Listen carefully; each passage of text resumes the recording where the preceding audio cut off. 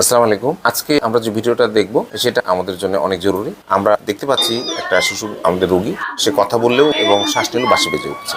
রুগীটা যখন আমার চেম্বারের বাইরে আসে তখন আমি একটু আশ্চর্য হয়ে গেছি যে আসলে কথা বললে বা শ্বাস নিলে বাঁশি বাজছে কেন।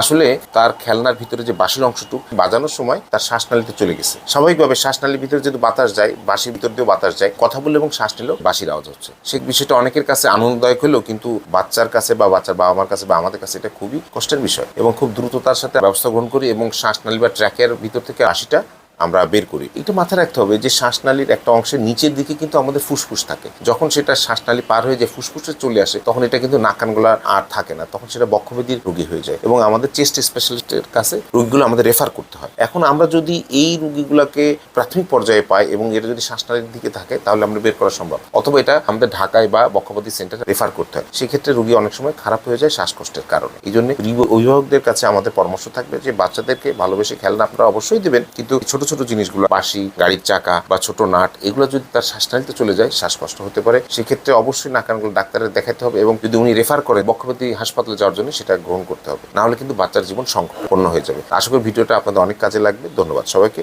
সাথে থাকার জন্য। আসসালামু আলাইকুম।